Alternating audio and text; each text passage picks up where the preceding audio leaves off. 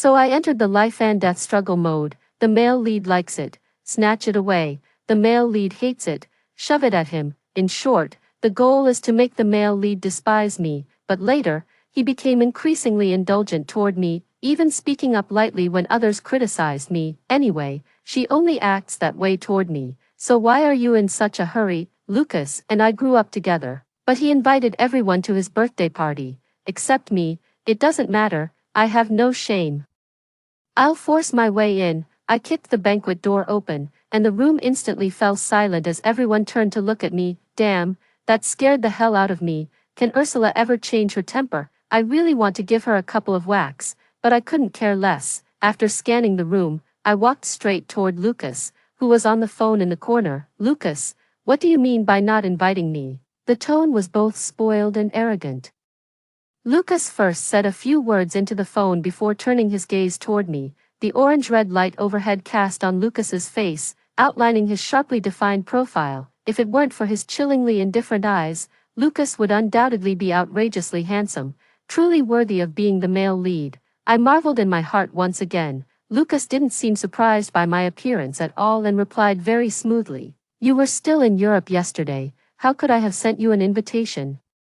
Besides, even if I didn't send you one, you still managed to get in, didn't you?" He pointed toward the main entrance, where 8 bodyguards were standing. Not one of them dared to stop me. I was taken aback for a moment, but quickly retorted arrogantly, "You do your thing. Why do you care where I am or what I'm doing? I'll come when I'm in the mood."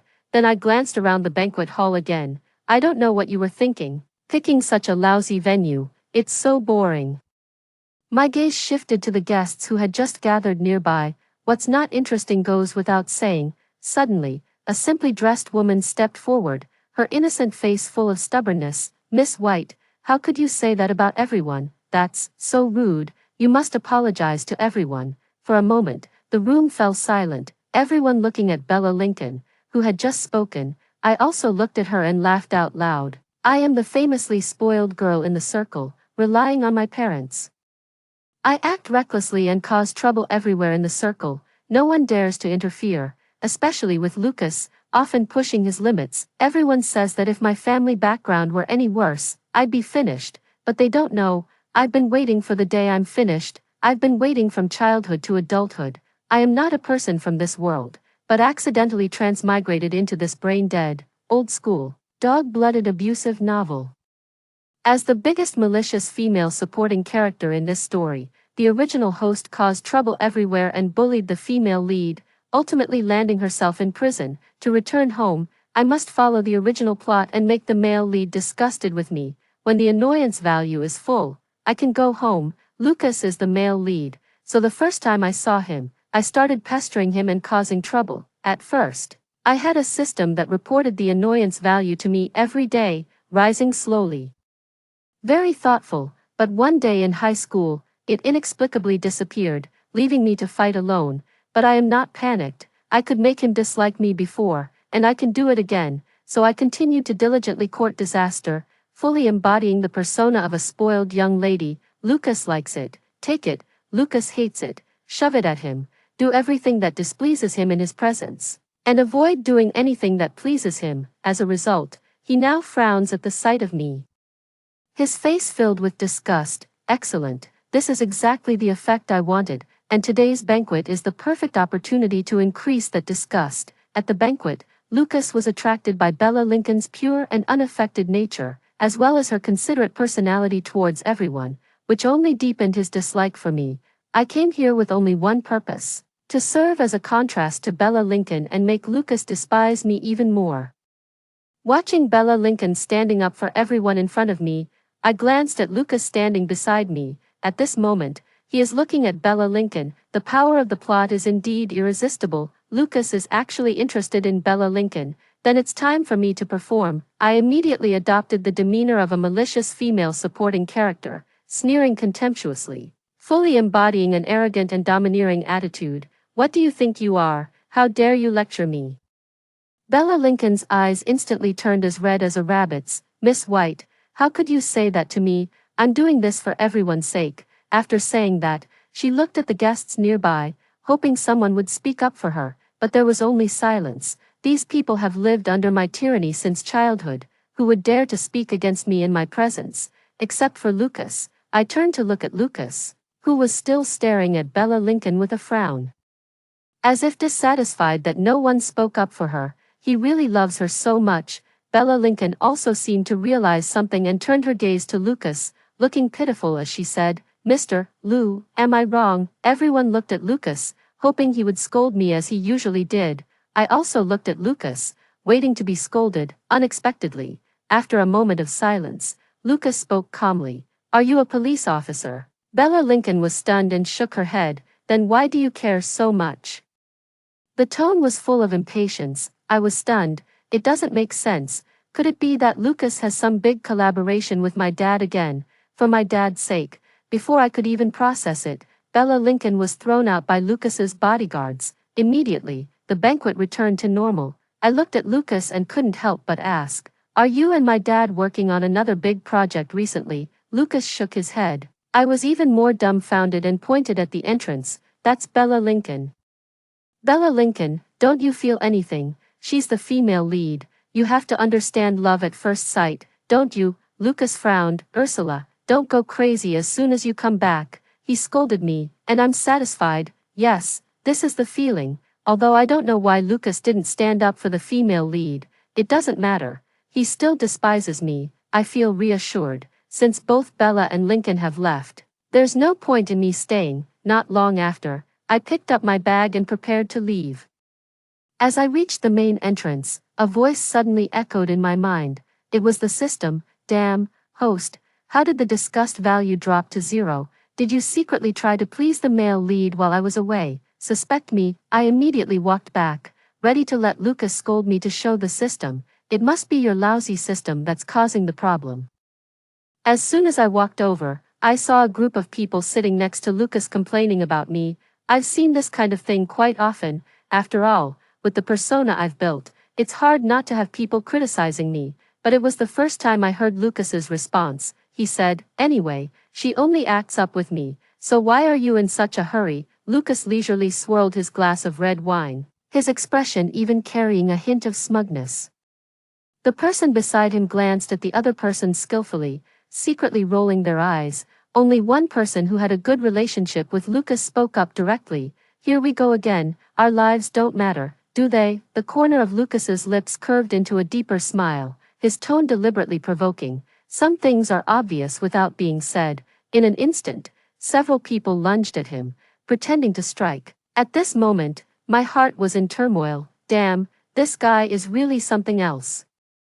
What's wrong with Lucas? He likes someone who's been bullying him since childhood. Shocked as I was, I quickly left the scene, not at all noticing that Lucas was staring at me as I turned around. TCH, when something happens, all you know is how to run away. On the way home, I reviewed my actions over the past few years with the system, from big things like urging my dad to snatch Lucas's project, to small things like secretly taking his toilet paper. Every single one of them lives up to the name of a vicious female supporting character. The system couldn't figure it out. It doesn't make sense. If I were in your shoes, I would have beaten you up 800 times already. If you don't know how to talk, then shut up. Not a single word I like to hear. After a moment of silence, the system spoke softly. "Is Lucas a masochist? The more you torment him, the more excited he gets." "No way, I don't understand, but I'm deeply impressed." The system seemed to have figured something out, growing increasingly excited. "It must be like this, otherwise, how could he tolerate you despite all the evil you've done?" Ah, my clever little brain. Somehow, it's kind of shippable, but the only thought that occupied my mind was masochist. I even imagined a scene where Lucas held me close and begged me to torment him endlessly. Then, a shiver ran through my entire body. I admit, I panicked. "System, save me, please, let him keep cursing me. Call me an idiot, say I'm crazy, just don't let him continue being so perverted." The system also fell silent. "Is it possible, I mean, that he likes you?" Instantly, I imagined a scene where Lucas and I were holding hands, fingers intertwined, gazing into each other's eyes. I shuddered all over again. Then he should just keep being that perverted. It's terrifying, even more so than him being a pervert. I can't like it at all, system, sir, because of this incident. I stayed at home quietly for a few days, which was quite out of the ordinary for me. I was afraid that if I went out, I might run into Lucas, and he would say something affectionately, "Will you keep tormenting me forever? I can't take it anymore, I can't stand it at all." But obviously, I'm not someone who can stay well behaved forever. When my best friend Tina invited me to the drag party she was organizing, I agreed without hesitation. Tina hosts this party every year, and each time it's different. It can be said that she takes variety to the extreme. Most importantly, Lucas and his crowd never attend. He has always kept his distance from such things. After Tina found out I was participating, she specifically gave me a fox costume and said mysteriously, "Dress up nicely. There will be a surprise later." I exchanged a glance with her. Hee hee hee, surprise. I've already seen 80 male models waving at me. Hee hee hee. That day, I deliberately put on an exaggerated fox makeup and even had a custom fox tail made. Looking at my eyeliner that's practically reaching for the sky and the lifelike tail behind me, I smiled with satisfaction. Who wouldn't be easily won over by this outfit? But can someone tell me why Lucas and his whole crew of fox friends are all here? Where are the male models with 8-pack abs and 182 centimeters height? I imagined. I almost crushed my fist. Grabbing Tina, I gritted my teeth and said, "Where's the surprise you promised? If you're going to find a man, you can't pick such a low-quality one, can you? They're all people I've known since we were in diapers. If you don't come up with something that interests me today, you're finished." Tina waggled her finger in front of me with an enigmatic expression. "Of course, they mean nothing to you, but, with their help, I managed to invite." With that, she pointed her finger toward the very center of the banquet. "There is a person standing there, just with their back turned to me and Tina, surrounded by a crowd of people, being treated like the center of attention." I had a vague sense of foreboding in my heart. No way. I stared intently at that figure, and before he even turned around, I heard Tina exclaim with barely contained excitement, "Lucas, didn't expect that, did you? I went all out this year and managed to get him. My luck is like a pile of crap, nothing but stink." Before I could even complain, Tina shouted Lucas's name beside me, ready to show me his outfit for the day, saying something about how it would definitely surprise me. "No need for that, I'm not that interested either." I pulled Tina's hand away, dodged, and ran straight out of the banquet hall. Looking at the brightly lit hall, tears welled up in my eyes. I should have been inside happily admiring the male models, or at least having a good time with my sisters. Ended up squatting in the bushes feeding mosquitoes. Wasted this outfit I spent a whole 3 hours on. Damn Lucas, I grumbled angrily. If it weren't for this guy, how could I be here? How am I despicable? A voice suddenly came from behind, its tone teasing. I turned around and looked up instantly, just meeting his eyes that seemed to smile without smiling. Lucas had no idea how long he had been standing there, or rather, how much he had heard. I was so startled that I quickly stood up, feeling both embarrassed and angry. "Don't you know it's rude to eavesdrop on others' conversations?" Lucas is dressed in a white dragon robe tonight, wearing a 9-tasseled crown, with jade pendants adorning his waist. His face is strikingly beautiful, and he exudes an aura of noble elegance. It's hard to look away. The system just happened to speak up, as expected of the male lead. "This face is absolutely lethal. Not just you, even I'm almost mesmerized." "Humph. Who's mesmerized?" "The dog is mesmerized, but I'm not." "System, woof woof. Our relationship is such that I'll bark for you, no big deal." I was speechless. How exactly did it disappear back then? I want to know the method. Adhering to the principle that no one should have it easy, I immediately started picking on Lucas. "What on earth are you wearing? Are you preparing for a coronation or switching to acting?" Lucas smiled even more broadly and pulled out a toy imperial seal hidden in his sleeve, waving it in front of me. Maybe king." Then he took another look at my outfit. "Little fox." He raised an eyebrow, his tone casual. "It's only been a few days since I last saw you, and you've already become this outrageously flirtatious." I rubbed my cold arms and gave him a glare. "Be normal, don't go crazy." Lucas inexplicably smiled again, looking quite pleased. "No way, so happy to be scolded. This guy is really a masochist." I silently took a step back. "The hall is so lively, and you enjoy the excitement. Why not go in?" I didn't say a word, just looked at him with resentment. Lucas suddenly understood and let out an "oh." "From what you just said, It's because of me, why not? He leaned in, bending down, and the distance between us closed in an instant, the warmth of his words landing on my forehead. Lucas's gaze seemed to take physical form, making the places he looked at feel warm. I felt inexplicably flustered, my eyes darting around, and I blurted out a random excuse. A group of people were just surrounding you, praising you, and I couldn't stand listening to it. Lucas pretended to think for a moment, then nodded in agreement. Not too bad, just a few compliments from each person. I was speechless. There's a reason I've been able to be this spiteful toward him for so long. I took a deep breath, turned around, and was about to leave, but Lucas reached out to me. His eyes dark, his voice low yet carrying a clear, gentle softness, as if coaxing. That's because they haven't seen you yet. If they had, they'd all be praising you instead of crowding around me. If you were there, you'd have them completely mesmerized. So you really don't plan to let them see how beautiful you are. Miss you. I glanced into the hall, and at that moment, Tina happened to look over and waved at me. Why am I feeling a bit tempted? I pointed at his outstretched hand.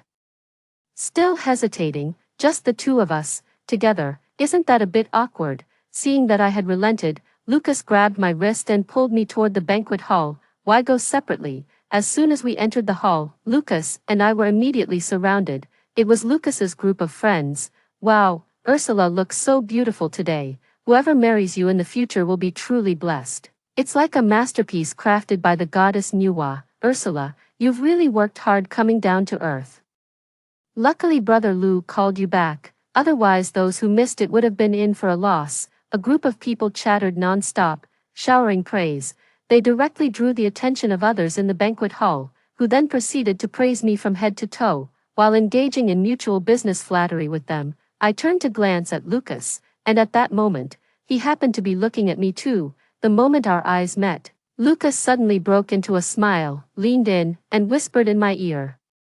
So, are they all praising you? You look really beautiful today. I was a bit stunned, as Lucas had complimented my beauty many times tonight. I smiled at him and said sincerely, thank you. With this bunch of people, it's already a blessing if they don't curse me behind my back. They wouldn't praise me so openly, and certainly not in such an exaggerated way. It must have been Lucas's idea. As soon as I freed myself from the crowd, Tina immediately walked over and looked at me suspiciously. Are you and Lucas getting together? I'll sue you for slander. I firmly made an X sign with my arms. We have no relationship other than disliking each other and Lucas trying to disgust me with his perverted behavior. It was just Lucas having a sudden pang of conscience. Please, the organization should see this clearly. Tina looked somewhat speechless, unable to understand how I had managed to remain so clueless for so many years. Come on. It's just you who thinks the two of you can't stand each other. As long as you agree, won't Lucas come running over, shaking his head? No, what does that mean? It can't be. My eyes gradually filled with terror. Tina didn't reply to me and instead said something completely off topic. Quickly look at Lucas right now. Although I was a bit confused, I obediently followed her instruction and immediately turned around. As luck would have it, my eyes met Lucas's. Because of my sudden action, his face still held a trace of unprepared surprise. Tina explained from the side, you're wrong. Every time you two made eye contact, it was never a coincidence. His eyes never left you. Whenever you turned around, you could always see him, but unfortunately, you never noticed. He likes you. I was shocked. I was utterly shocked. This shocked me more than someone loving milk fart literature. But I was so mean to him. I encouraged my dad to take his project. I even stole his toilet paper. And I often hid his homework at school. I've been so bad to him, and he still likes me. He's really a pervert. Tina tapped my head hard, with a tone of frustration. Are you stupid? Lucas likes you, so everything you do is just fun in his eyes. He snatches projects to curry favor with his father-in-law, and when it comes to stealing toilet paper, he specifically prepares several drawers for you to take from. To ensure you have homework to hide, he has always written 2 copies. If you want to break his bones, he'll find a way to make them brittle, so you don't have to put in much effort. You are willing to hit, and he's willing to take it. I trembled as I spoke. So, when did you find out? Tina patted my shoulder and sighed. Baby, you should think about who else doesn't know besides you. Do you think it's a coincidence that you're dressed as a fox today and he's dressed as king? It's probably intentional. They must have asked around. Then she whispered in my ear, "You two must have had something happen recently, otherwise, given Lucas's personality, he wouldn't have suddenly let his emotions show so intensely." She suddenly reached out and touched the fox tail behind me. "Do you know what he's like now? A fox spirit, with the way he's looking at you so blatantly. It feels like he's about to devour you in the next second." I was speechless. At this moment, I feel like my world has collapsed. I'm not the villainess, I'm a clown. A big clown. Which decent person gets loved after bullying someone? Lucas must have some issues. The system sensed my inner breakdown and comforted me warmly. "It's okay, you're already vicious enough, but others take it as a flirtation. It's not your fault." After the party, Tina arranged for a late-night snack. Before, to cause trouble up close, I always sat right next to Lucas. This time, for some reason, I felt a bit nervous and pulled Tina to sit at the very back of the private room. But unexpectedly, although Lucas was the last to come in, he walked straight through the crowd and came right to my side. "Why didn't you wait for me to sit together this time?" There was a barely noticeable hint of grievance in the voice. I was speechless. I looked around, and everyone seemed to take it for granted. Meanwhile, Tina beside me took the opportunity to poke my palm and winked at me. I was speechless. I looked up at Lucas, pretending to be casual. "What, without me annoying you? You're not used to it, are you?" Who would have thought that Lucas would admit it outright? "Yeah, without you around. I'm not used to it." I was speechless. Tina scratched my palm again, looking excited. "I'm begging you, maybe you should just like him quietly. You're so straightforward." "I can't handle it." I didn't know how to respond, but Tina did. She quickly stood up and motioned for Lucas to take her seat, then excused herself to pay the bill and moved to the outermost seat. Before leaving, she didn't forget to give me an encouraging gesture. I sat in my seat as if on pins and needles, my gaze stiff, only daring to fixate on the bowl and chopsticks in front of me. I didn't dare to glance elsewhere for even a second. Lucas, however, skillfully poured me a glass of orange juice and casually struck up a conversation with me, being so well behaved during the meal today. "Yep, you're not giving me the star anise, cinnamon, and bay leaves I like anymore. Yep, have you started eating with your eyes lately? Not even using bowls or chopsticks?" Yep, I nodded like a garlic pounder. But in reality, I didn't take in a single word. Lucas fell silent for a few seconds. "Isn't it just that I like you? Is it really that shocking?" "Uh-huh, uh-huh." I looked around in panic, finally fixing my gaze on Lucas's face. Is this something that can be said in public? And why does he look so calm? In contrast, I already feel like standing up and running out. "Help," Lucas said calmly. "Why not? Is my love not good enough to be shown?" I was speechless. "Who said it's not presentable again? There are so many people around, can't we talk about this somewhere else?" Who likes to talk about this kind of thing while eating? Seriously, I couldn't stay any longer and had to leave in a hurry. As I was leaving, Lucas stood up and wanted to escort me home. I didn't understand. Has my family just gone bankrupt? Lucas shook his head. "Then if you give me a ride, what will my family's driver do?" I looked at him, puzzled. "Just be the rich young master you are. Why compete with the driver for work?" "I really don't understand. Has your family gone bankrupt?" By the time I got in the car, Lucas was still laughing by the roadside. He really has some issues. On the way, I kept thinking about the fact that Lucas likes me. I thought for a long time but still couldn't figure it out. When I got home, I saw Dad sitting in the living room leisurely brewing tea. My eyes lit up. My dad is back. I quickly walked over and clung to my dad. "Dad, when did you get back?" My dad chuckled and took a sip of tea. "Haven't seen you this attentive in a long time. Go on, what's the matter? How do you think of your daughter? Am I that kind of person?" As I sat down, I began to speak. "Dad, I have a friend, someone she's always disliked suddenly confessed to her, and now she feels really unsettled." "Why is that?" My dad took another sip of tea and translated it directly from Chinese to Chinese. "Lucas confessed to you, and now you're feeling all antsy, right?" I was speechless. "You really know how to translate? By the way, how does it feel like the whole world knows about this?" I stayed silent for a few seconds but couldn't help asking, "Dad, when did you find out?" My dad said calmly, "When I poached his clients and projects, just by mentioning your name. He wouldn't get angry and would even send me all the related documents. Do you think I don't know what he's thinking? Not gonna lie, your name is surprisingly useful. Tell me, Dad, how many times have you done this? My dad said triumphantly.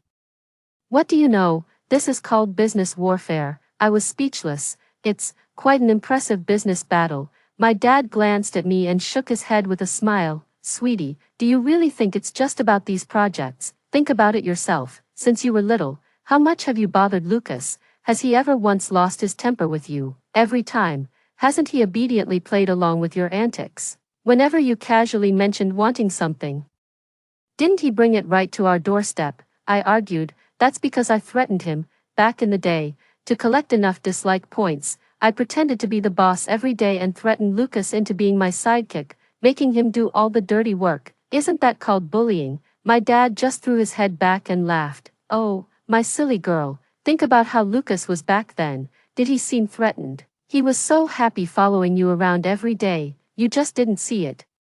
My father's words and Tina's words today overlapped in my mind. I tried hard to recall the image of Lucas, who always followed me around when we were young, but the memories were always hazy. I can only recall that every afternoon after school, the boy would casually take my backpack and hand me the snacks he was holding, then he would follow behind me for a long time. He never said a word. I never looked back either. Suddenly, I felt a bit regretful. Why do humans only have eyes that look forward? Clearly, there is also a beautiful view behind. At night, I tossed and turned in bed, unable to sleep. My memory went back to my freshman year. When I first started college, everyone seemed to unleash their true nature, casually starting relationships with whoever they met. I was no exception. Unfortunately, I ended up with a scumbag. In less than a month, I was cheated on so blatantly it was almost glowing. It was Lucas who caught them in the act. The scene was chaotic at the time, and I could only stand there helplessly, watching Tina rush forward crying, hitting him hard with her bag. Then Lucas came over to comfort me, but his face turned pale after hearing what I said.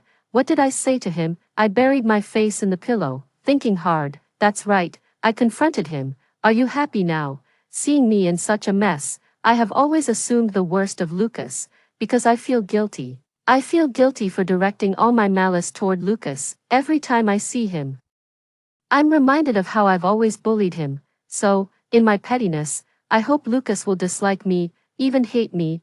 I want him to point fingers at me behind my back and curse at me, just like others do. Instead, it's the love I have now. In my previous life, my parents passed away when I was very young. I inexplicably crossed over to this world, filled with joy, thinking it was a gift from heaven, allowing me to have parents and to receive love. It wasn't until the system appeared that I realized it was just an accident. I have taken over someone else's body. After that, I often woke up in the middle of the night, dreaming that the real Ursula was questioning me, asking why I had stolen her body, her life, and the love she deserved. In the dream, she cried and screamed, telling me to get out of her body. I cried too. I cried and said I was sorry, crying that I would leave soon. Because of this dream, I felt guilty for many years. I felt like a thief, stealing what rightfully belonged to the real Ursula. So I never dared to get too close to the people around me. I pushed away everyone who was kind to me, building walls of thorns around myself. The kinder they were to me, the guiltier I felt. These were originally all truly Ursula's things. Just like that, the system assigned me a mission: accumulate enough disgust points. The system said to me, do the mission. As long as you make Lucas disgusted enough with you, you can go home. I made the most regrettable decision of my life. I agreed. Instead of letting go of my guilt towards Ursula, I only added to my guilt towards Lucas, a path through the swamp, walking from start to finish in darkness. I dare not look back. I once watched a movie when I was young. There was a line in it: you meet someone, make a mistake, and you want to make amends, to repay, only to realize in the end that you are utterly powerless to change things. The mistakes you've made can never be undone. We can never truly make up for the mistakes we've made. At first, I didn't understand the meaning behind the words, but now, hearing them again, I find myself in the very story they tell.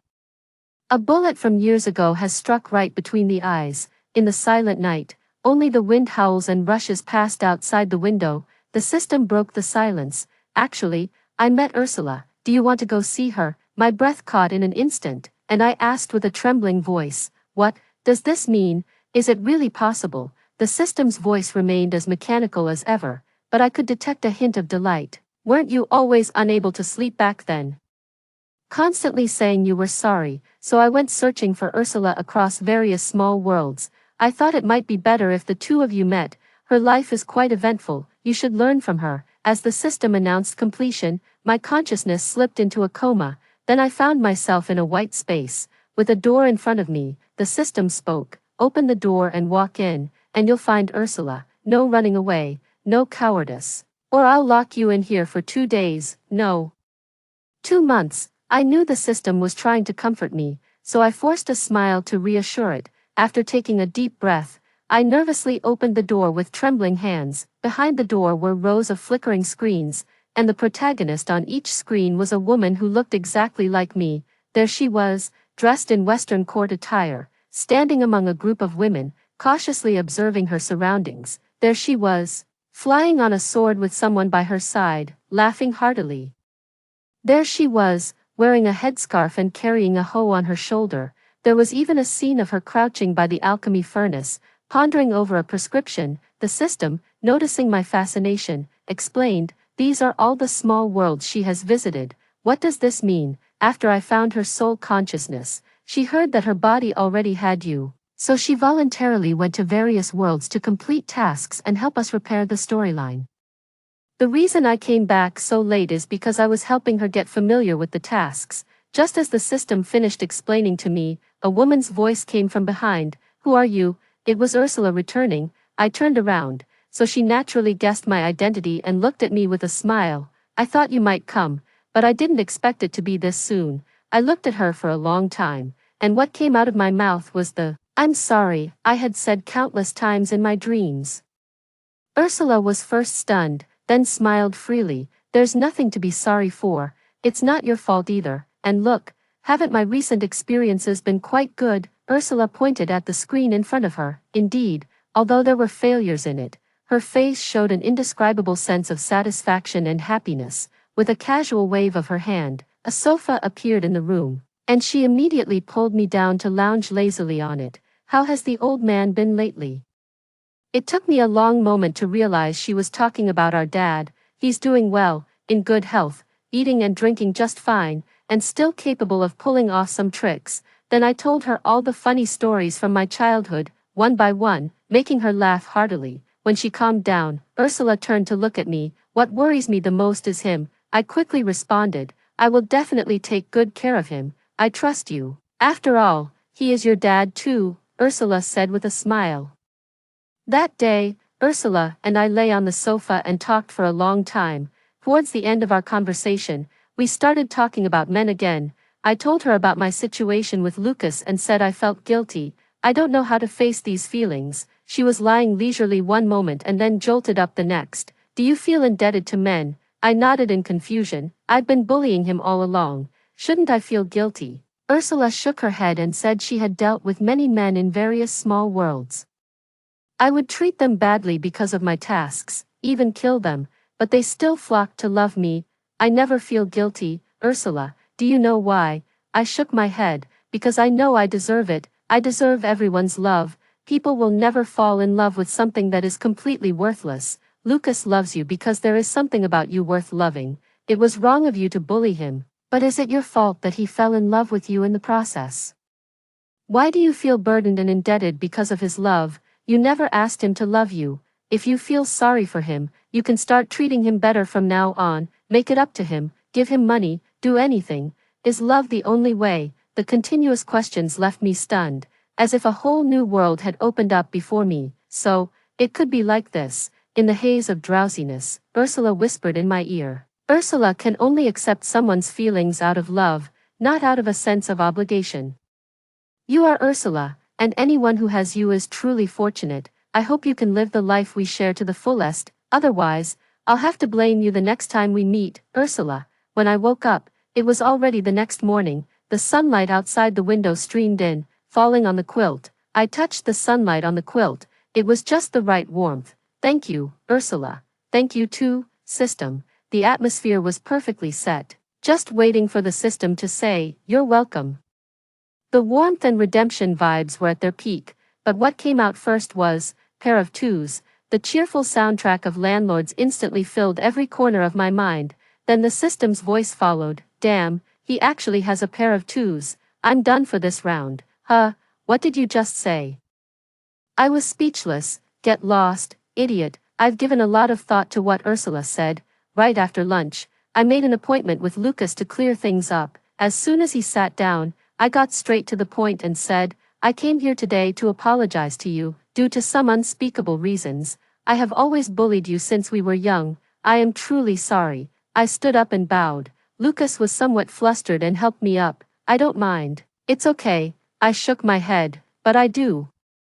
It is a fact that I did something wrong, and I must apologize. After a moment of consideration, I added, whatever you request afterward, I will do my best to fulfill it as compensation, whether it's money, a project, or anything else. I can make it happen. Lucas looked a bit angry, but more than that, he seemed helpless. I have all of these, but all I want is for you to love me.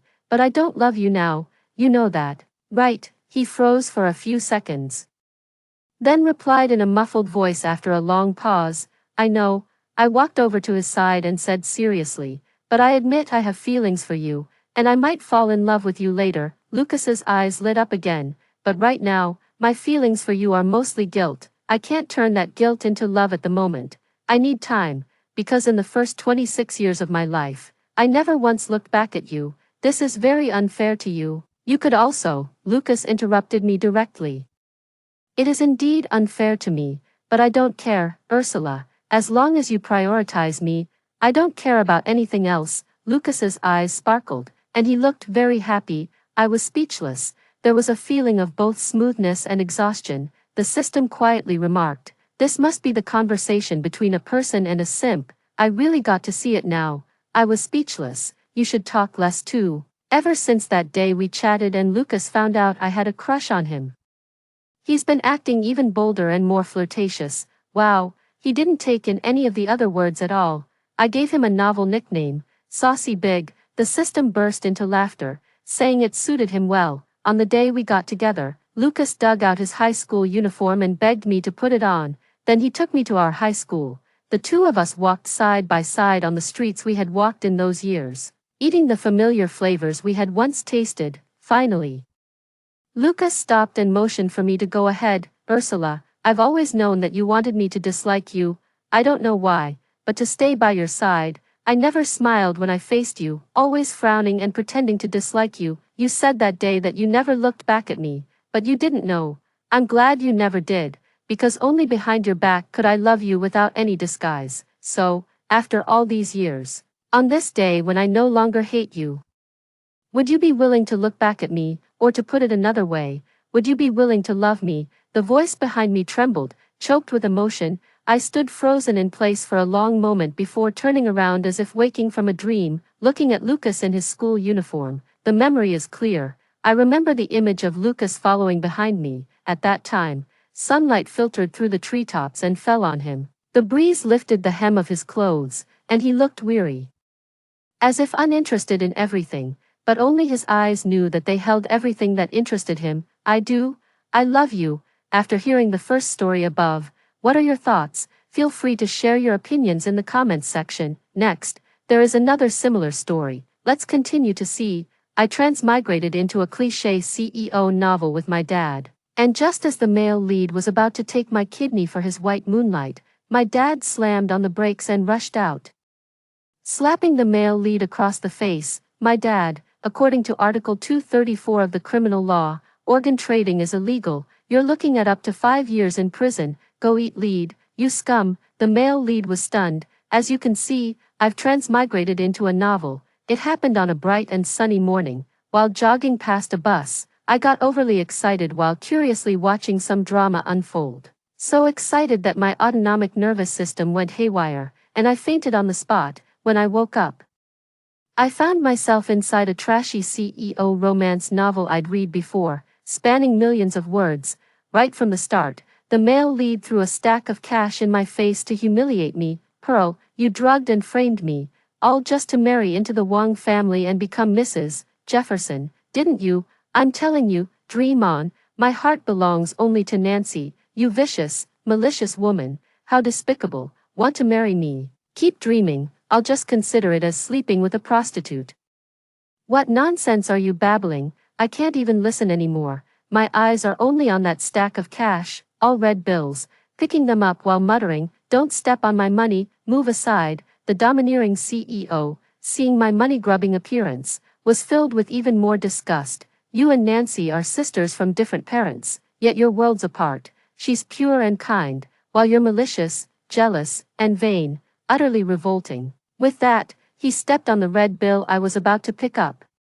Leaving a footprint, I froze, then glared up angrily. "Damaging RMB is illegal, you idiot. What did you say?" The domineering CEO was stunned, his face full of disbelief as if he had misheard. He reached out, grabbed me by the collar, and snarled, "Pearl, you're so disgusting. To be liked by someone like you is truly..." Slap. I slapped him across the face and gave him a once-over. "Oh please. Don't tell me you actually think you're some irresistible heartthrob. That every woman is head over heels for you." This brain-dead domineering CEO. Even while reading this cheesy CEO novel, I thought the male lead was seriously messed up, constantly humiliating and insulting the female lead, spewing every vile insult imaginable. He's committed plenty of illegal acts, practically a lawless outlaw. Add the supermale gene, and this kind of person is the male lead. Disgusting. He's just a criminal. These days, anyone can be the male lead. Enough is enough. No need to endure any longer. As the future successors of our motherland, how can we tolerate such utterly ridiculous things? Look at you, with nothing but your face. I stared at his face, made a disgusted sound, and poured on the sarcasm. "So greasy, your nostrils are as big as a pig's, blackheads all over your nose, bloodshot eyes. Must be kidney deficiency, you useless thing, all looks and no substance." And here, my gaze traveled downward. Landing on the one-night stand scene from the original story, it skipped straight to morning without details, but in the protagonist's memory, it was over in minutes. Even though he was the one drugged, the protagonist was just passing by when she got dragged into the room. Waking up the next day, he even threatened her. Following this cliché plot, the one who drugged him must have been the female antagonist. His gaze fell on a certain spot, then he gestured with his pinky. "You're this small, a quick shot, and you call yourself a man, go be a gigolo, even they'd turn you down, you." The domineering CEO's face turned livid with rage, fists clenched, veins bulging, his eyes terrifyingly fierce. He loosened his tie and reached out to grab my hair. With a swift kick, I struck him in a sensitive area. "What?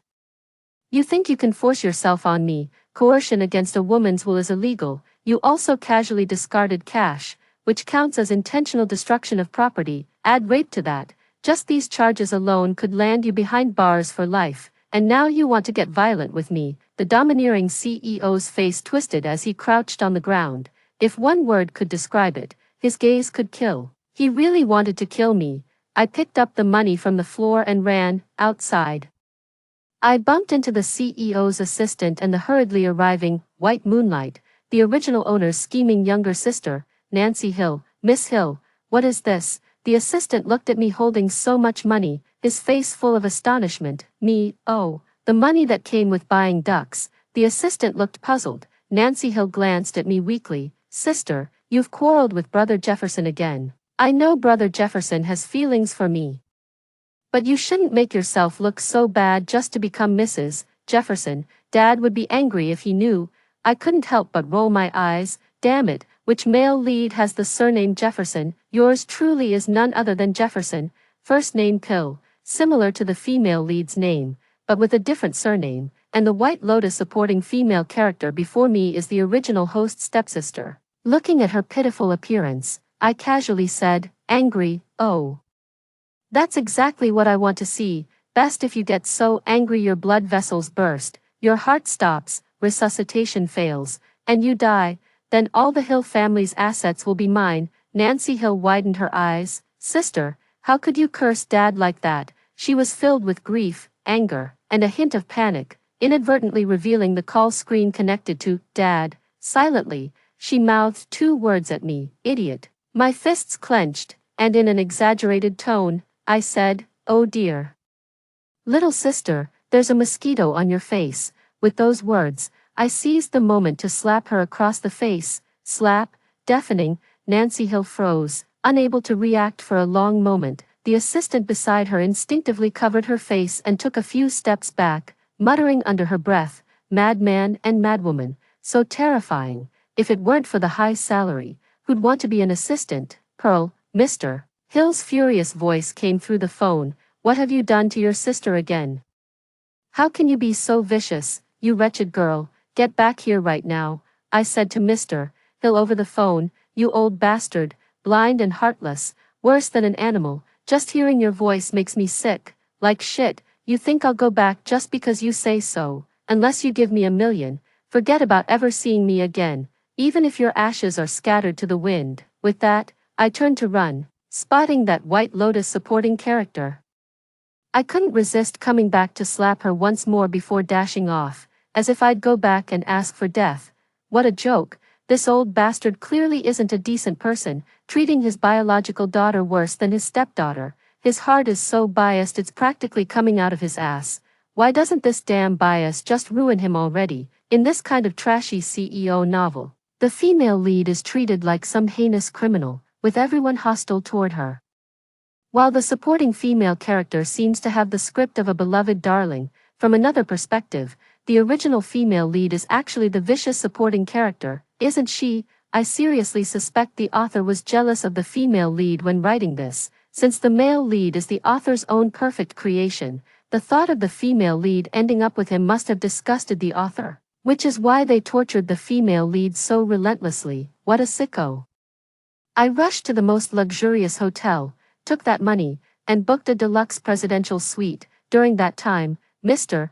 Hill called over a dozen times, and I just said one thing: no money, get lost. In the end, Mr. Hill gritted his teeth and transferred me $1 million, and only then did I slowly make my way back to the Hill residence. Looking at the amount of money I could never have earned in my previous life even by working myself to the bone, I felt both joy and a strange mix of sadness and discomfort. Without the voices of my dad and mom by my ear, looking at this money, I couldn't feel happy anymore. It had only been a few days, but I already missed them a little. I talk about all kinds of criminal law, all because of my dad Jack, a retired soldier who wanted to switch careers and become a lawyer, but after over a decade of trying, he still couldn't pass the exam. He kept nagging me about it every day, to the point where I grew calluses in my ears. As a result, whenever I came across some domineering CEO novel about outlaws, I'd immediately screenshot it and send it to my dad. He'd then turn around and give me a legal lecture. If he's so amazing, how come he never passed the exam? Thinking about my dad made me a little sad. A month before I ended up here, my dad fell into a coma for unknown reasons. And no matter how much we investigated, we couldn't figure out why, the doctor said. Some people appear to be alive, but they're actually dead. My mom immediately scolded him, telling him to speak plainly, so the doctor said, vegetative state. My mom got furious and wanted to hit him, calling him a quack. How could my dad, who was perfectly fine, suddenly become a vegetable? The doctor suggested we try alternative methods, like metaphysics. My mom instantly took off her shoe and threw it at him. You finally remember to come back. As soon as I stepped through the Hill family's door, a vase came flying toward me. I gasped and dodged to the side, watching as the vase shattered into pieces on the floor. I glanced at it with a pang of regret. Antiques like that could fetch a fortune if sold. Get on your knees, Mr. Hill's furious voice rang out. I looked over, raised my chin, and walked right up to him, slapping him twice across the face without hesitation. Slap. The gunshot was deafening. My hand hurt a little. Mr. Hill didn't react in time. I grabbed him by the shoulders and yanked him up, then kicked his knee to force him down. Only then did Mr.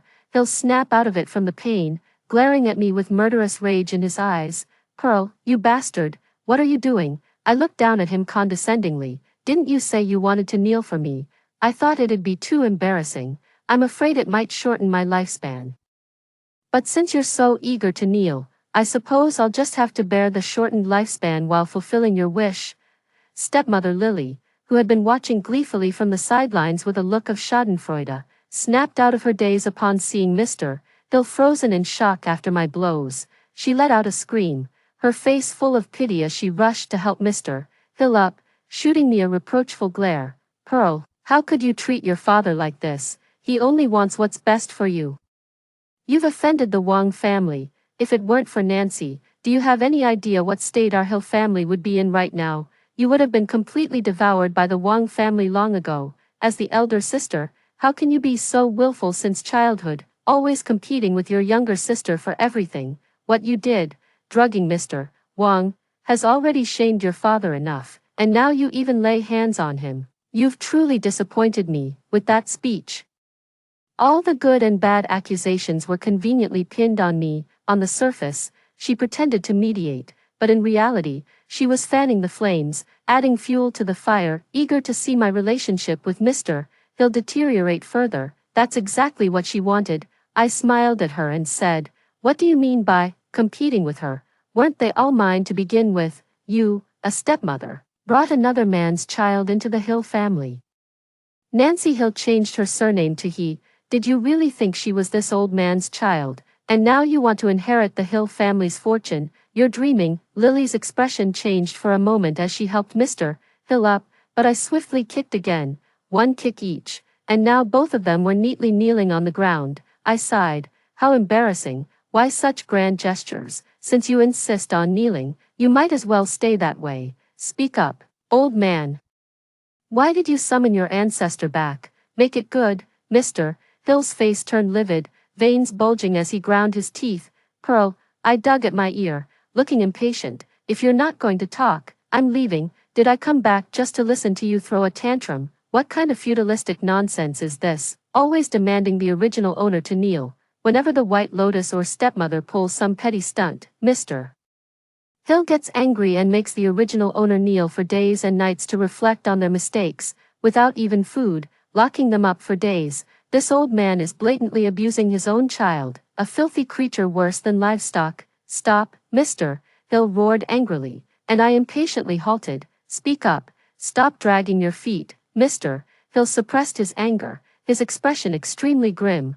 What did you do to President Wang? He's suspended all business dealings with the Hill family.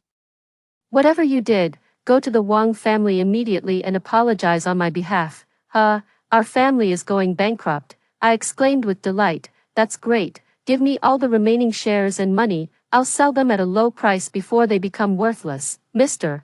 Hill was so angry his chest hurt, almost spitting out blood. Didn't you hear what I said? I selectively turned deaf. What should I do with the money? Hire a few male models. One to massage my shoulders, one to rub my back. One to feed me grapes, one to cheer me up, one to perform for me. The more I spoke, the more I yearned for it. Mr. Hill's face turned green with rage, his eyes rolled back, and he fainted on the spot. Husband, don't scare me like that. Lily panicked instantly, shaking Mr. Hill vigorously. I glanced over, let out a surprised, "Oh," then took out my phone and dialed the funeral home. Hello, funeral home. I've just had someone die here. Come pick them up for cremation right away. Yes. In the luxury villa area of District X, Mr. Hill, who had just been revived by Lily pressing his philtrum, heard my words, rolled his eyes, and fainted again. I immediately called the He family shareholders without delay. Hello, Uncle Huang, old He, my dad just passed away, leaving a will for me to inherit the He group. What sister? She's not even my dad's biological child. Just an outsider with a different surname. Does she have the right to inherit our Hill family's assets? If my grandfather knew about this, he'd come visit you in your dreams at midnight. The shareholder on the other end felt a chill from my words, breaking out in goosebumps. He still had some doubts. When did your dad pass? Without batting an eye, I replied, just now. Sudden cardiac arrest from myocardial infarction. He was getting too wild with my stepmom and ended up dying from overexertion. I'm already preparing the funeral, uncles. Don't forget to come. After hanging up the phone, Lily pointed at me with trembling fingers. Pearl, you're insane. What are you doing? Your father isn't dead yet, and you dare covet the shares of the He group over my dead body. I rolled my eyes at her. Who do you think you are? Just a stepmother. Don't flatter yourself into thinking you're the Empress Dowager. When did the He group ever fall under your jurisdiction? You'd better worry about those illegitimate children of yours first. if my father finds out. I bet he'll be shocked to learn he's been wearing a cuckold's horns for over 20 years, raising another man's offspring. After Lily married Mr.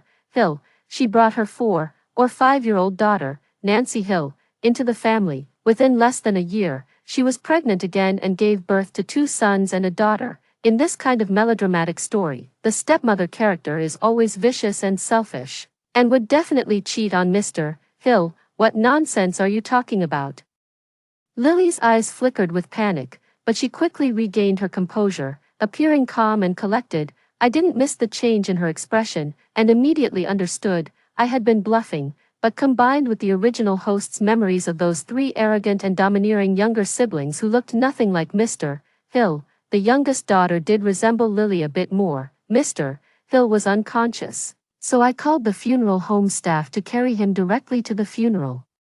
Lily was screaming hysterically, and I told the funeral home staff, "She's mentally ill, a bit deranged. It's normal. She loved my father too much, so much that she gave him 3 green hats." The funeral home staff had gossip-filled eyes, as if they had just heard some shocking scandal. I had the Hill family's bodyguards restrain Lily, gag her. How could such an important day proceed without her presence? The Hill family's bodyguards wouldn't listen to me, but I offered more money.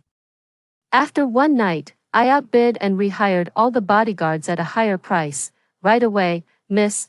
One particularly quick-witted bodyguard promptly took off his smelly sock and stuffed it into Lily's mouth, causing her to faint from the stench. I immediately stopped the funeral staff. "Take her too, let's hold the ceremony together."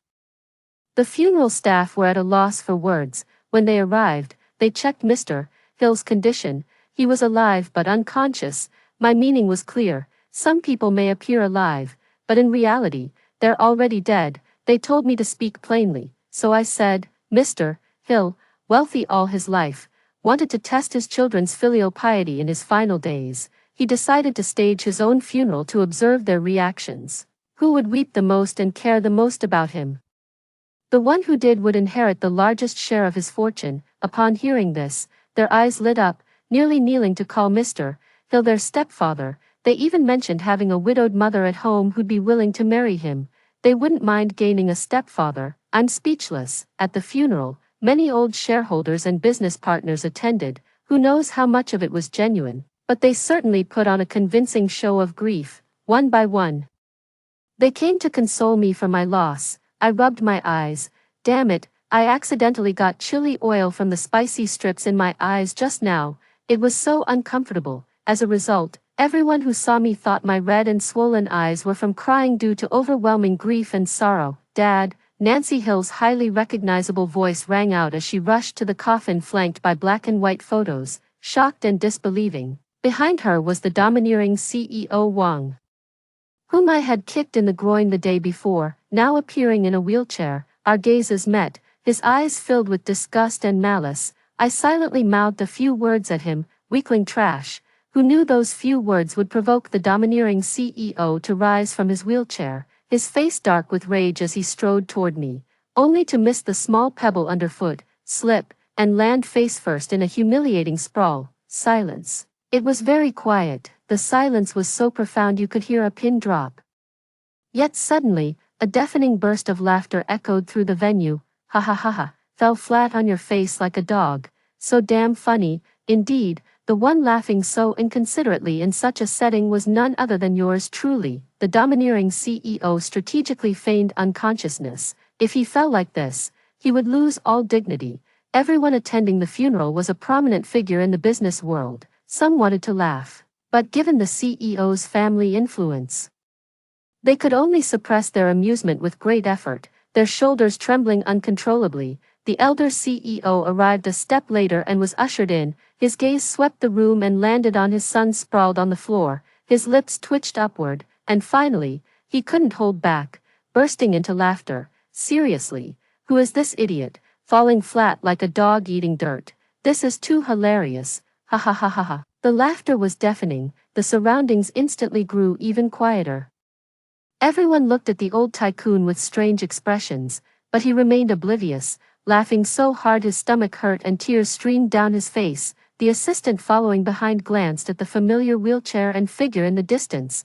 then couldn't help but whisper a reminder, Chairman, that's the CEO, the old tycoon. I don't care who he is or what title he holds. This is too funny, can't I laugh? Ha ha ha ha. The assistant felt his scalp tingle, fearing for his job. That little bastard is your son. The laughter stopped instantly. Silence fell. The quiet was almost eerie. The old tycoon scowled. Who did this? Who pushed this little bastard, my son, to the ground? Me. I raised my hand in the crowd, my abrupt voice drawing all eyes. Meeting the old tycoon's gaze fearlessly, I said, I didn't do it. He fell on his own. I told you this idiot was too weak. He acts crippled just from tripping. Today is my father's funeral, and I won't allow anyone to ruin it. No one, not even Jesus, could stop me without kneeling. That's my word. I exuded a powerful aura, like a queen, meeting the stern, naturally imposing gaze of the old CEO. He walked over, each step landing heavily on everyone's hearts. Everyone present was probably thinking that I, ignorant of my own limitations, dared to provoke the Wang family and even mock the CEO. And that the old CEO would surely not let me off the hook. The old CEO stopped 5 steps away from me and said, The 8 immortals crossed the sea. I instinctively replied, all into the oil pot, strip everything bare, break the earthenware pot. Tonight I'm coming to steal your pots. A tiger fall into the plains, release the hounds. We both froze, staring at each other in wide-eyed disbelief. My eyes welled up as 98% water, electrolytes, proteins, lipids, and a small amount of metabolic mucus slid down my cheeks. We gazed at each other in excitement, me, Jack, the old tycoon, sweetheart. After exchanging the secret code and recognizing the familiar tone of address, a glance confirmed it. This is my dad. Dad, is it really you, sweetheart? Is it really my sweetheart? We spoke in unison, our voices trembling with excitement. I couldn't care less about our surroundings or how many eyes were watching. I immediately gave Jack a big father-daughter hug filled with love. After calming down, we sat at the banquet table, catching up while enjoying the feast. I asked, Dad, how did you get transported here? Jack sighed deeply. It's a long story. 3 months ago, I went out for a stroll and passed by the neighborhood gossip hub. Just as I was getting excited listening to their chatter, I got too worked up, blacked out, and fainted. When I woke up, I found myself in this damn place. Sweetie, how did you end up here? I looked embarrassed and forced a laugh. Haha, well, same as you. All I can say is, we're truly father and daughter. Even our experiences are so alike. The reason my dad was in a coma for a month has also been found out. His soul wasn't in his body, yet his body wasn't dead, so he became a living dead person, or in other words, a vegetative state. I suddenly remembered the doctor who treated my dad and silently apologized to him. It was truly a misunderstanding. He wasn't a quack at all. He actually had some medical skills, indeed. The solution had to be approached from a metaphysical perspective, but now, no matter what we say, it's useless. Since both of us have crossed over, what will happen to my mom? I let out a soft sigh. My dad sighed with mixed feelings. I told you not to read those brain-dead CEO novels. Look at you now, complaining all day, and the moment you passed out, you got transported into one. Jack recalled waking up a few months ago, suddenly becoming a father in an unfamiliar body. With everything around him strange, until he heard a familiar name.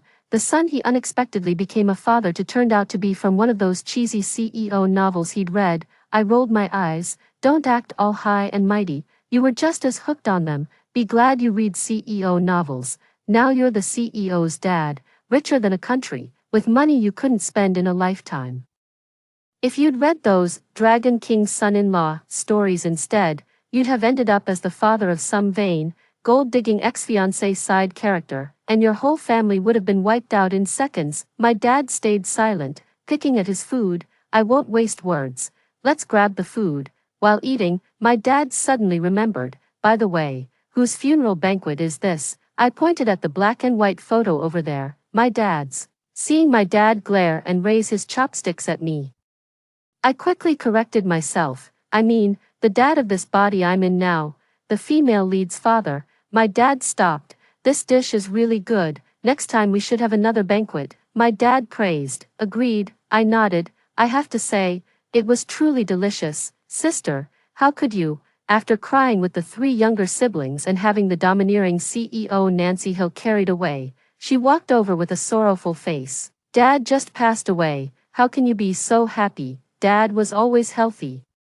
How could he suddenly be gone? Sister, do you know something? Or did you drive Dad to his death because of me? Brother Jefferson only has eyes for me. No matter how hard you try, you can't take him away. Even if you hate me, you shouldn't have taken it out on Dad. She cried pitifully, her tears falling like raindrops on pear blossoms. Truly a heartbreaking sight. What strong green tea, my dad muttered between bites, casting a sidelong glance and delivering his critique. By the way, sweetheart. Who is this, Brother Jefferson? She mentioned. My dad asked curiously. Turning to me, I said, it's your current cheap son. My dad's face froze with disgust. How could that little bastard possibly be my son? I curled my lips. Biologically speaking, he is, Uncle. You. Nancy Hill finally noticed Jack. Looking astonished, she glanced at me, then at my dad. You two, you guys stood there dumbfounded for ages, still clueless about what she was trying to say. Pearl, right at that moment, a sharp female voice grew louder as it approached, and a disheveled figure charged over furiously, pointing at me and launching into a tirade. You heartless, ungrateful wretch, your father isn't even dead, yet you're already holding a funeral for him. What kind of twisted mind do you have? How can you be so vicious? No matter how much you hate your dad, you're still flesh and blood, father and daughter connected by bone and sinew. The person who arrived was none other than Lily, who at that moment was behaving like a complete shrew. I glared at the bodyguards chasing after her, over a dozen burly, towering men who couldn't even stop a seemingly frail middle-aged woman. The bodyguards' faces were covered in scratches, clearly inflicted by Lily. Under my gaze, they lowered their heads in shame. Who could have predicted it? No one knew how Lily managed to escape from the Hill residence, scratching, clawing, and even acting downright vulgar. Groping and taking liberties with them, disgusted and caught off guard, they had let Lily slip away, passed out from the stench of smelly socks, yet somehow managed to wake up. After Lily's words, whispers erupted around us, and incredulous, bewildered gazes all landed on me. Mom, Nancy Hill was momentarily stunned at the sight of Lily's disheveled state. What exactly happened? You said Dad isn't dead. Having gotten a definite answer, she turned accusing eyes toward me. Sister, how could you? Blah blah blah, it's so noisy, I interrupted them, crying even more pitifully and sorrowfully than they did. You're going too far. My dad just passed away, and you're already slandering me like this, trying to take my family's property, deliberately ruining my reputation to make me lose my inheritance rights. One is my stepmother, the other is my stepsister. You're truly vicious. The moment my dad was gone, you showed your true colors. Dad, you died so unjustly. I heard everything. It was this wicked stepmother who poisoned you for our family's money. She's been cuckolding you for over 20 years. My two younger brothers and one sister aren't even your biological children. They're old Wang next doors. I cried with such heart-wrenching grief that no one could doubt my words. After all, I was utterly convincing. At the Hill family, I am the first in line for inheritance, of course, since Lily's 3 children, other than Nancy Hill, have no blood relation to Mr. Hill. I dropped such a bombshell, and the people present, who were just going through the motions, unexpectedly got to witness such a sensational scandal. They looked at me, then at Lily, and cast a sympathetic glance at Mr. Hill, who was already lying in his coffin. Eventually, all eyes landed on my dad. My dad, who had been enjoying the show while eating heartily, suddenly froze, then flew into a rage out of embarrassment. Why are you looking at me? My surname is Wang, and I don't live next door to them. Those gazes reluctantly withdrew. You. Lily was so angry she nearly rolled her eyes and fainted. I was speechless. With such weak resilience, she couldn't even handle the mere exposure of her affair with Mr. Hill. Nancy Hill was even more shocked. Seeing Lily's reaction, she immediately understood something and urgently spoke up. Sister, what nonsense are you spouting? I know you don't like my mother and younger siblings, but you can't slander them like this. With a grand gesture, I flung out a stack of paternity tests, all showing the results for the 3 children and Mr. Hill, with multiple copies. They were rushed and expedited last night by a private hospital with extra payment for urgency. Do I need to fabricate lies? Forget about appearances. Just look at these two little stools and this little white flower. Do they resemble my father at all? Forget looks, the paternity tests are right here. The paternity tests scattered everywhere in a chaotic mess. Many picked them up to look, all shocked beyond words, glancing at Mr. Hill lying in the coffin, now crowned with metaphorical greenery. They couldn't help but sigh in pity. Lily fainted on the spot after seeing these paternity test results. Mom, Nancy Hill panicked and also saw the paternity test, casting a venomous glare at me. Meanwhile, the two children and the innocent-looking girl were utterly shocked upon seeing the paternity test, their faces filled with disbelief as they muttered, "How is this possible? What should have been a solemn funeral unexpectedly turned into a dramatic scene full of shocking revelations." In the midst of the chaos, someone screamed, "The corpse is moving." Everyone then saw Mr. Hill sit up from the coffin. His face was deathly pale, terrifying many into fleeing in all directions. Wretched daughter. Cough cough. Mr. Hill was conscious and had heard every word spoken earlier. Furious, his blood rushed to his heart, nearly killing him for real. Clutching his chest, he coughed violently. "Bitch." He emerged from the coffin, walked towards Lily, and slapped her across the face, jolting the unconscious Lily awake. "Husband." She had barely uttered the first word when Mr. Hill slapped her again. "You bitch, how dare you cheat on me?" Lily panicked, sobbing, "I didn't do it, honey, it's all this wretched girl's fake paternity test. They are really your children, they're your own flesh and blood." Mr. Hill couldn't hear a word of it, he was so furious he'd lost all reason. Nancy Hill tried to mediate but ended up getting slapped a few times by Mr. Hill too. Jack and I watched from a distance, munching on snacks, our eyes gleaming like satisfied melon-eating weasels. Mr. Hill finished scolding Lily, didn't even glance at his three beloved children whom he had previously doted on, and walked toward me with a dark expression. "You disgraceful girl." My father frowned, put down his chopsticks, and rolled up his sleeves. Mr. Hill roared angrily, "I'm not even dead yet. How dare you hold a funeral for me?" My father rolled down his sleeves and looked at me disapprovingly. "Sweetheart, how could you do something so utterly heartless?" I didn't feel the slightest bit guilty. He threw a vase at me, cursed at me, wanted to lock me in a dark room, and even forced me to marry a man in his 60s. With things like this, shouldn't I bury him and inherit the family business instead of waiting for him to bury me? My father rolled up his sleeves in a flash and kicked and punched Mr. Hill. "You bastard. How dare you lay a hand on my daughter? I've cherished her all these years, and you dare to hit her? What kind of scum are you?" Mr. Hill was stunned by the beating and looked at my father. "Chairman Wang, how could you?" My dad couldn't be bothered to waste a single word. There was definitely some personal grudge mixed in, and he struck with extreme ruthlessness. Mr. Hill had just crawled out of his coffin, slippery as an eel, and slithered straight into the hospital, with Lily trailing behind him. And so, the farce of the funeral came to an end. My dad and I ate our fill, thoroughly satisfied. Picking my teeth with a toothpick, I suddenly remembered something. "Oh, by the way, Dad," I said, "the protagonist of this book is an outright outlaw. Who knows how much tax evasion is going on in the company? You'd better investigate, patch things up, or you'll end up in jail. You've studied so much law, but you probably don't realize how serious tax evasion is.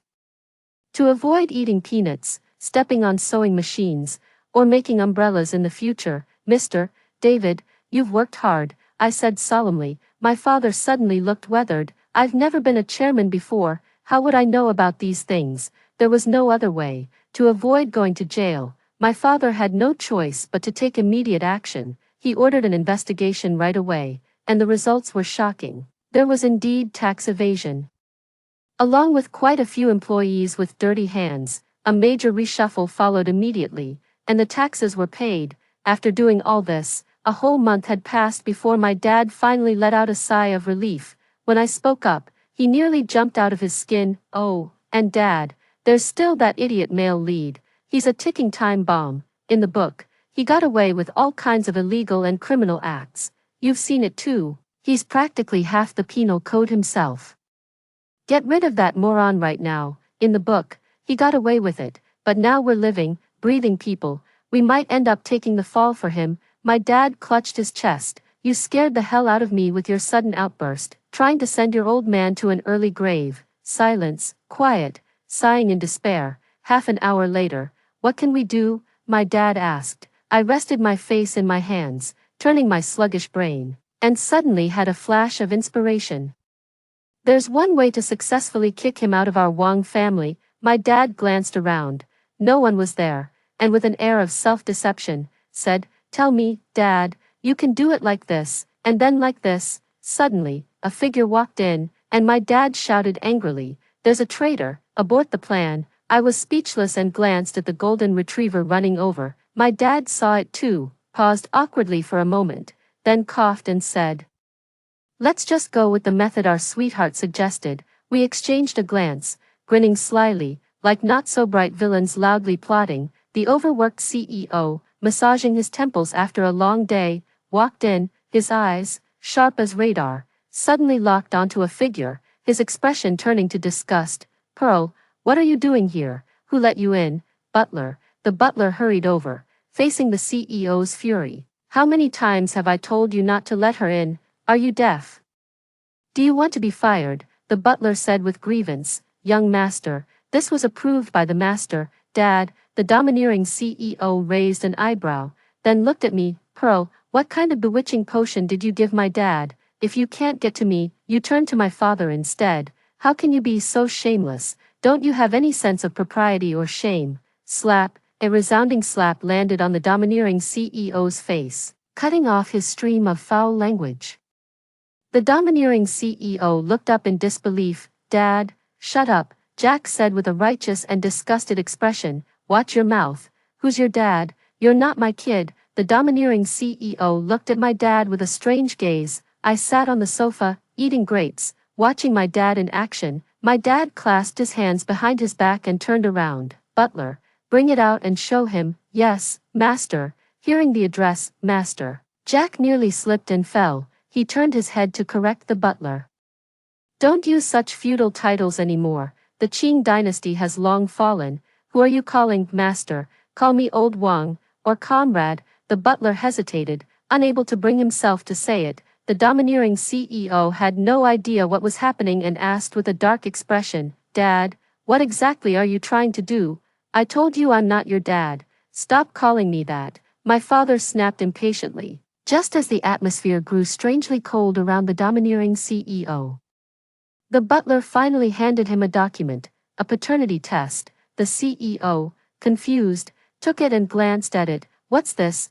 Why are you showing me a paternity test? No biological relationship between Leo and David." The domineering CEO was struck dumbfounded on the spot, his mind blank, frozen in place. Meanwhile, another report, after verification, confirmed a paternal relationship between Pill and David. "You're not my son. 25 years ago, your biological mother and my wife gave birth in the same hospital. A severe storm caused a power outage, leading to chaos where babies were accidentally switched." My father's voice was steely, without a trace of hesitation. "How is this possible?" the domineering CEO murmured, staring at the two paternity test reports without reacting for a long time. Only after crumpling them into creases did he raise his bloodshot eyes to look at my father. "Who is Pill?" His voice was hoarse, laced with unconcealed murderous intent. "Me." I raised my hand from the couch, catching the domineering CEO's gaze. Smiling innocently, I said, "I've already changed my name to Pill. I'm my father's real daughter. You're just an imposter who stole my identity for years, forced yourself on me, and humiliated me with your words. You're nothing. Get out of my house now." I immediately felt triumphant, refreshed from head to toe. Oh my God, this feels amazing. This was exactly the plan Dad and I had devised, to kick out that ticking time bomb of a male lead once and for all. I thought of the very popular, true and fake heiress trope and immediately came up with this idea. Thankfully, the domineering CEO doesn't look like my dad's current appearance but rather resembles his biological mother. However, I'm sorry to say that the domineering CEO's mother, the wicked mother-in-law, hasn't made an appearance yet. She's traveling abroad. Even if she comes out, I can still use this trick. Whether she believes it or not depends on whether she wants a life of wealth for the rest of her years. I don't believe it. How could that be possible? The domineering CEO sneered, his eyes dark and menacing. Believe it or not, bodyguard, kick this fake young master who has nothing to do with my family out. The bodyguard acted swiftly, immediately expelling the former Mr. Wang, who was once decisive, dominated the business world, and commanded respect in high society. My father also acted quickly, promptly having the company announce the news that the domineering CEO was not a member of the Wang family but a fake young master who had been mistakenly switched at birth. This instantly caused a sensation throughout the business circle. The domineering CEO found it absurd. How could a mix-up at birth mistake a boy for a girl? No matter how he investigated, the results showed that when Wang Ba's mother was giving birth, there were several expectant mothers in the delivery room. The newborns were placed together for cleaning and changing clothes, and it just so happened that the hospital was in chaos. It was entirely possible that the babies were accidentally switched in the dark. With the ticking time bomb of the domineering CEO gone, both Jack and I breathed a sigh of relief. Since I didn't know how to handle such a large company's operations, I hired a high-paid acting CEO. Now, even my dad could finally relax. To celebrate this victory, Jack and I had a drink together. Cheers to a complete victory. Don't drink too much, my dad warned with concern. I scoffed. I can drink 1,000 cups without getting drunk. My dad didn't believe me, looking at me like I was a rookie. Turns out you shouldn't boast too soon. I ended up drunk after all, vomiting all over the place. My dad couldn't bear to look and had the nanny clean me up and change my clothes, then asked her to feed me sobering soup. I began living the extravagant life of a wealthy heiress. Clothes handed to me, meals served to me, with luxury cars and handsome bodyguards escorting me whenever I went out. Life couldn't be more perfect. Sighing with contentment, I went shopping with my newly acquainted high society girlfriends. Days without checking price tags before paying. Pure bliss. Perhaps joy at its height engenders sorrow. The higher the elation one moment, the deeper the despair the next. The brain-dead domineering CEO had his men kidnap me, blindfolded me, and when I could see again, I found the frail, pale-faced White Lotus supporting female lead lying on a hospital bed. She looked at me softly and said, "Sister, you've made me suffer so much. Brother Jefferson did this for me. One of my kidneys is failing, and I need yours. This is the price you must pay for making me suffer like this." After comforting her, the domineering CEO coldly turned to me. "I don't know what trick you used to deceive my father, but I am, after all, his adopted son. Pearl, because of your appearance, everything started to go wrong, and you should be the one to pay for it. You've done so much to hurt Nancy. Use your kidney to make it up to her." With that self-righteous and utterly shameless attitude, I was so furious I nearly laughed, swinging my bag at him with all my might. "Pay my ass. Your brain must be filled with shit. It reeks of filth. How could my father, a successor of the party, raise such a heartless bastard like you?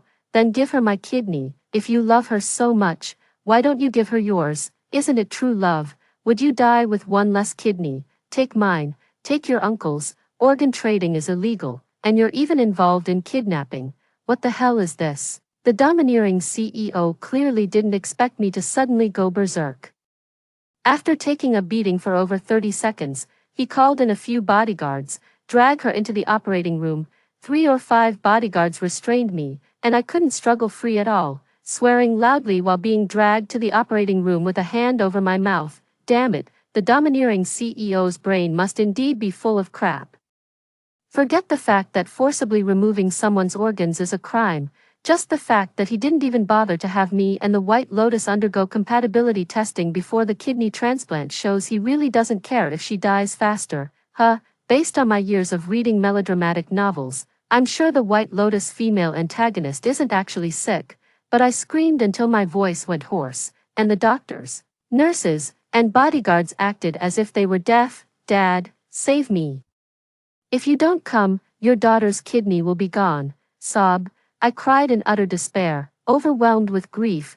The thought of losing my kidney made me lose my appetite, unable to party, unable to hire male models, afraid of getting inflamed. I couldn't even drink alcohol anymore. There was nothing I could do. I'd become a useless wreck. The domineering CEO stood before me, smirking wickedly. "Pearl, if you had cooperated willingly, I might have thought better of you. But your heart is malicious. This is what you deserve. Proceed. The doctors standing like wooden posts sprang into action at the command. The anesthesiologist prepared to administer anesthesia, but I writhed like a worm, refusing to let him touch me. The operating room immediately descended into chaos. The anesthesia shattered all over the floor. The domineering CEO's gaze turned icy enough to kill, and he sneered. She doesn't want anesthesia. Fine. Then we'll cut her open alive and take the kidney out. This is the path she chose. The doctors at Wooden Stump looked up in shock. They were paid to do their job, with no conscience to speak of, but seeing such a lawless psychopath before them still left them stunned. Several doctors and nurses pinned me down, tying up my hands and feet, yet I kept writhing like a maggot, refusing to surrender, as the icy cold iodine solution touched the small of my back. Layers of sterile surgical drapes covered me, exposing only the operation site. I'm still squirming, but I'm completely tied up, so the squirming isn't very forceful.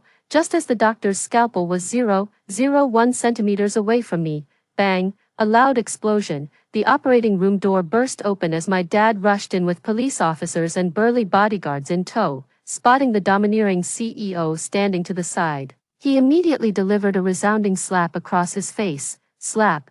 The sound of the slap echoed loudly. My dad's voice was even louder. According to Article 234 of the Criminal Law of the People's Republic of China, organ trading is illegal, punishable by up to 5 years in prison. Go eat peanuts. Note, eat peanuts is Chinese slang for facing execution by firing squad, where bullet casings resemble peanut shells. Domineering CEO. The domineering CEO was stunned by that slap. The next second, the police had already pinned him to the ground. My dad immediately stepped forward to untie the ropes on me, his eyes reddening. My dear baby, you scared me to death. I almost lost you. I hugged my dad and cried too. I was so scared. Dad, I almost lost my kidney.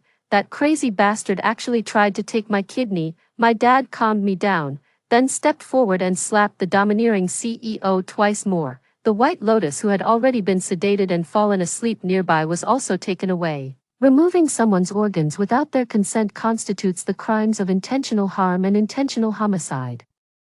Both of them will face execution and forced labor, of course. Before this, my dad forcefully had the White Lotus female supporting character undergo a full-body examination. Apart from having low blood sugar, she wasn't actually sick at all. In the end, all the doctors present were also taken away together. My father's dominance and his deep love for his daughter, combined with the efforts of the Wang family's legal team, swiftly brought all those involved to court.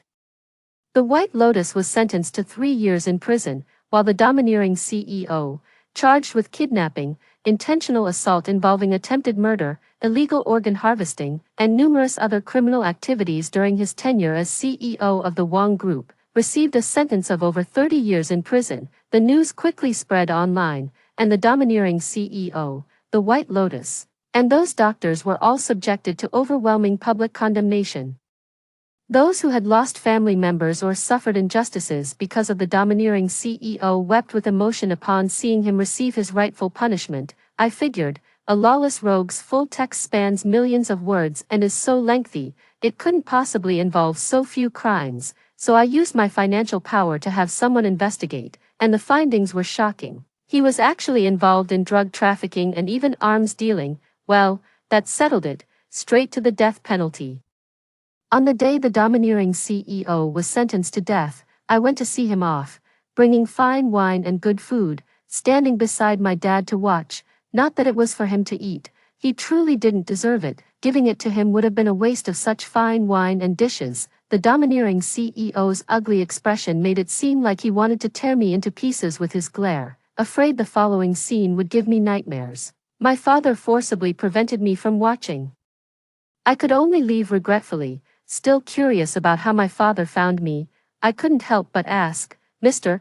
David, how did you know I was kidnapped?" Mr. David held a newspaper. Your WeChat steps updates every few minutes, constantly popping up. That day, it suddenly went quiet, and the WeChat step stopped updating. I suddenly remembered this cliché CEO novel plot might involve kidney theft, so I immediately sent someone to check your whereabouts. The bodyguards following you called to say you were missing. That's how my dad quickly traced my steps by following the clues. I silently glanced at the WeChat steps. How absurd that Mr. David even pays attention to this. The thought of shopping non-stop with my girlfriends makes me feel energized all day, though it's a bit embarrassing. After that, life settled into calm, with no domineering idiot boss hanging over my head ready to stab me in the back at any moment. I could finally sleep peacefully. During this time, Mr. Hill came by several times, but I turned him away at the door every time. What the hell? Who would want a father like this? The fact that I suddenly became my dad's real daughter shocked Mr. Hill. He couldn't believe that my biological mother would betray him and cheat on him. As it turned out, there was no such thing. After a paternity test confirmed that I was indeed his biological daughter. It also became clear that the whole tycoon turned fake heir situation might have been a misunderstanding. He didn't dare to make a sound. I refused to see him, but I still took the money he sent. LOL, turning down money. What a saint. Sorry, but I'm just a worldly person. Life returned to normal, peaceful and uneventful days without financial worries. 1 or 2 months later, Jack and I sat on the living room sofa, sighing face to face. Sigh, sigh. I looked up. Mr. David, why are you sighing? My dad. Sweetie, why are you sighing? I said sadly. I miss your wife, my dad. I miss your mom. After the words were spoken in unison, there was a brief silence. 3 seconds later, Jack and I hugged each other and cried bitterly. Just as we were crying uncontrollably, a strong and clear female voice came from outside the door. Sweetheart. Both Jack and I looked up simultaneously, and upon seeing the figure approaching against the light, we burst into tears of joy. After hearing the 2 stories above, what are your thoughts? Feel free to share your opinions in the comments section. Looking forward to hearing from you. If you liked this story, don't forget to like it, share it, and subscribe to my channel. See you next time.